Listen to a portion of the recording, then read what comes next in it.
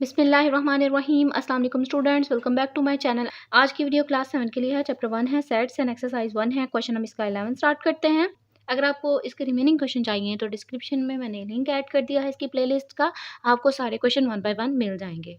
तो अब question 11 start करते हैं। Find the universal set if A is equal 1 3 5 7 9 and A complement 4 5 6 7 12।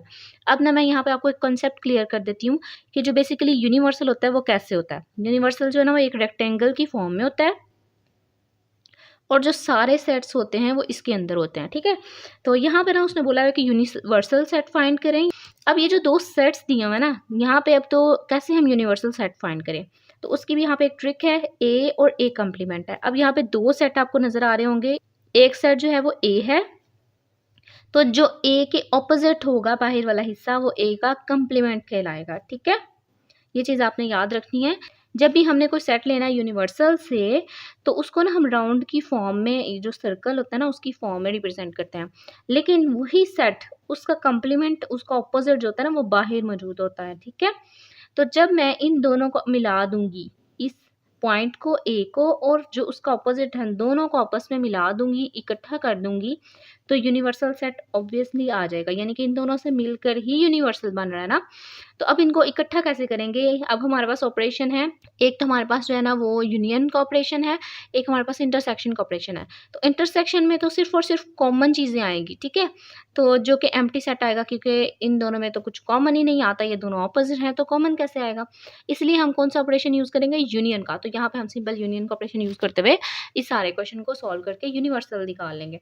तो सबसे पहले हम क्या करते हैं, जो चीज़ें गिवन है वो लिख लेते हैं।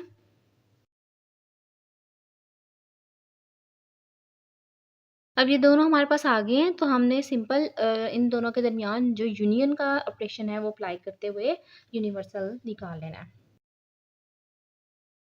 इन this situation we can get universal by operating union between two sets जो कि गिवन है, ए यूनियन ए कम्प्लीमेंट। ठीक है, तो यहाँ पे मैं सारी ये यूनिवर्सल के सेट को ना मैं थोड़ा सा दूसरे तरीके से रिप्रेजेंट कर रही हूँ, ताकि जो यूनियन और यूनिवर्सल है इन दोनों में फ़र्क महसूस हो। ए हमारे पास क्या है, ए की वैल्यू पहले लिखते हैं। अब देखें यहाँ पे, अब कुछ बच्चे गड़बड़ करते हैं लिखने में। वो क्या करते हैं, ए लिख के कोमा लिख के फिर उसका सेट लिखते हैं, जो कि गलत है। ए ऊपर आपको नजर आ रहा है तो आपने सिंपल ए की वैल्यू को नीचे लिख देना है जो भी सेट में मौजूद होगा। सेंटर में जो भी ऑपरेशन है, ऑपरेटर है, वो लगा देना है। उसके बाद ए कम्प्लीमेंट है, तो ए कम्प्लीमेंट का सेट था 4 5 7 एंड 12। अब यूनियन में हम क्या करते हैं, अरेंज करते हैं, तो अरेंज कर लेते हैं। अब अरेंज में क्या होता है, जो चीज़ें सेम आ रही हैं, जो दो दफ़ा आ रही हैं यानी कि दोनों में आ रही है, उनको हम एक दफ़ा करके अरेंज करके लिख देते हैं। तो सबसे पहले 1, 1 के बाद देखिए 2 आता है, तो 2 फर्स्ट में है, नहीं है, सेकंड में भी नहीं है। 3 देख लेते हैं, 3 है फर्स्ट में, तो हम 3 भी लिख देते हैं। 4 सेकंड में है, 5 दोनों में मौजूद है लेकिन हम लिखेंगे एक दफ़ा। 6 भी नहीं है, उसको स्किप कर देंगे। 7 दोनों में है तो एक दफ़ा लिखेंगे। 9 फर्स्ट में है, 10 दोनों में नहीं है, 11 दोनों में नहीं है, 12 है तो 12 लिख देंगे। अब 12 के बाद यहाँ पे कोई भी वैल्यू आगे मौजूद नहीं है दोनों साइड्स में, यानी कि 12 से बड़ी, तो हम यहाँ तक स्टॉप कर देंगे। तो ये हमारे पास जो है ना यूनिवर्सल सेट आ गया। अच्छा जी, जो हमारे पास 12 क्वेश्चन है उसको देख लेते हैं। तो यहाँ पे लिखा हुआ है लेट यूनिवर्सल सेट 1 2 3 4 5 6 7, ए है 5 6 7, बी है 1 3 5, यानी कि दोनों सेट इसी में से मिले हुए हैं ना। और अगर हम इनका यूनियन लेना तो फिर से ये हमारे पास ये चीज़ें आ जाती हैं। Show that A union B और उसका होल का कम्प्लीमेंट इक्वल, ए का कम्प्लीमेंट इंटरसेक्शन बी का कम्प्लीमेंट। ठीक है, ये जो था ना ये भी कम्प्लीमेंट था, यानी कि उसके रिवर्स था, उसके ऑपोजिट था जो भी सेट गिवन था। तो यहाँ पर अब दो चीज़ें हैं, इनको प्रूव करना है। तो सबसे पहले हम लेफ्ट हैंड साइड ले लेते हैं। अब हमें पता है कि सबसे पहले हम ब्रैकेट को सॉल्व करते हैं। तो ब्रैकेट के अंदर क्या है, ए यूनियन बी। तो मैं ना यहाँ पे ब्रैकेट को ले लेती हूँ, ये कम्प्लीमेंट नहीं मैं अभी ले रही। ठीक है, तो इसको मैं एज इट इज रहने दे रही हूँ। पहले ब्रैकेट को सॉल्व करेंगे फिर बाद में कम्प्लीमेंट को। तो यहाँ पे सबसे पहले ए आपको नजर आ रहा है, तो ए में क्या है 5 6 एंड 7। सेंटर में क्या है यूनियन, फिर बी क्या है 1 3 एंड 5। तो जब हम इनका यूनियन ले लेंगे तो यूनियन में हम अरेंज करके लिखते हैं ना। तो सबसे पहले देखेंगे छोटी वैल्यू क्या है 1 है, तो 1 लिखेंगे। 1 के बाद 2 यहाँ पे दोनों में मौजूद नहीं है, फिर 3 लिखेंगे, 4 भी दोनों में नहीं है, 5 लिखेंगे, 5 वैसे दोनों में है लेकिन लिखेंगे एक दफ़ा, जब हम अरेंज करके लिखते हैं तो एक दफ़ा लिखते हैं। 6 है, यस, और फिर उसके बाद 7 है। तो यहाँ तक हमारा जो है वो जो अंदर ब्रैकेट का काम था वो सॉल्व हो गया। अब हम कम्प्लीमेंट पे आते हैं, ठीक है।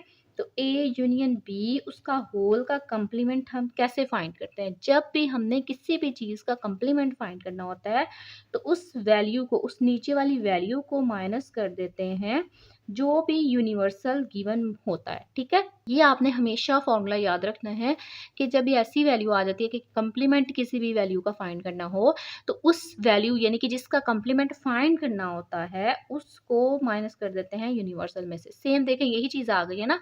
अगर मैं एक का कम्प्लीमेंट फाइंड करना चाह रही हूँ तो मैं यूनिवर्सल में से इतने हिस्से को, ये ब्लॉक को, ये सर्कल को माइनस कर दूंगी तो बाकी ये हमारे पास एक कम्प्लीमेंट आ जाएगा, ठीक है। इसी तरीके से हम ए यूनियन बी का कम्प्लीमेंट फाइंड करना चाह रहे हैं। तो सबसे पहले आपको यहाँ पे यूनिवर्सल नज़र आ रहा है तो यूनिवर्सल सेट लिख देते हैं 1 2 3 4 5 6 एंड 7।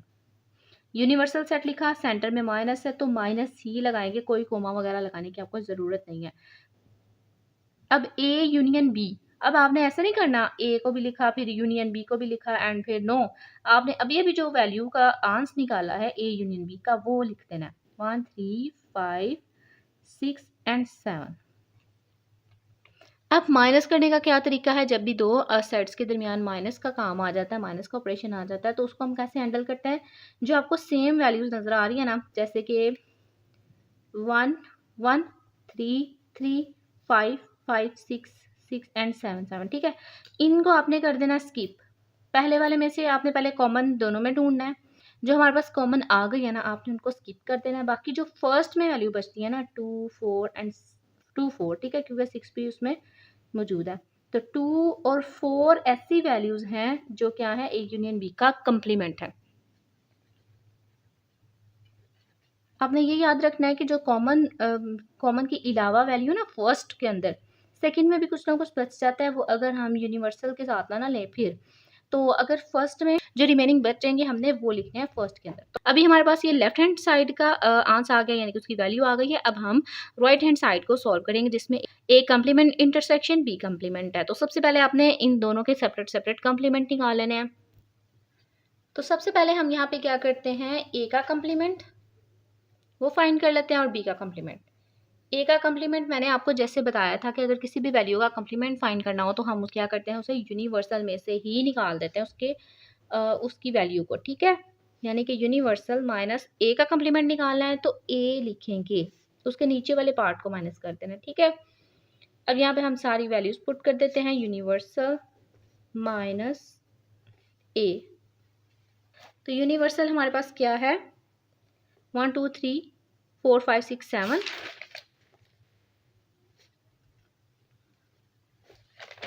और ए हमारे पास क्या है 5 6 7। अब हम माइनस कर देते हैं, और जैसे कि मैंने आपको बताया था कि माइनस का क्या रूल है, अगर दोनों में सेम वैल्यूज आ गई हैं उनको छोड़ के बाकी जो फर्स्ट में बचता है ना वो लिखना होता है। जैसे 5 5 6 6 एंड 7 7 ये दोनों सेम है, बाकी फर्स्ट में जो वैल्यू बची है वो लिखेंगे 1 2 3 एंड 4। अभी हमने ए का कम्प्लीमेंट फाइंड किया, अब हम बी का कम्प्लीमेंट फाइंड कर लेते हैं ताकि हम लास्ट पे ना इनका जो है ना वो इंटरसेक्शन फाइंड कर सकें। अच्छा, बी का कम्प्लीमेंट कैसे है? वही नो डैट कि अगर हमने किसी भी चीज़ का कम्प्लीमेंट फाइंड करना होता है तो हम क्या करते हैं, उसे यूनिवर्सल में से माइनस कर देते हैं। तो अब यहाँ पे वैल्यूज पुट कर देती हूँ मैं। अब बी क्या है, बी हमारे पास है 135। अब सेम देखते हैं 1 3 एंड 5, बाकी जो फर्स्ट में बचेगा हम वो लिखेंगे 2 4 6 एंड 7। तो ये मैंने सारी वैल्यूज लिख ली जो फर्स्ट में बच रही थी। अब हमने करना है इनका इंटरसेक्शन, ठीक है। तो A complement intersection B complement.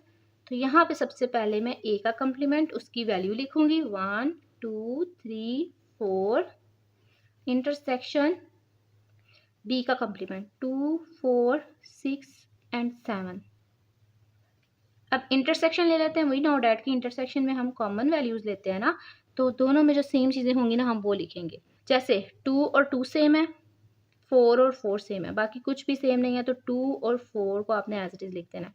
अब आपने ना राइट हैंड साइड का आंसर जो स्टोर किया हुआ था वो क्या था, 2 एंड 4, ठीक है। एक ये और एक हमारे पास लेफ्ट हैंड साइड का, ये लेफ्ट हैंड साइड का है, ये राइट हैंड साइड का है, दोनों इक्वल आ रहे हैं, तो hence proved left hand side is equal right hand side.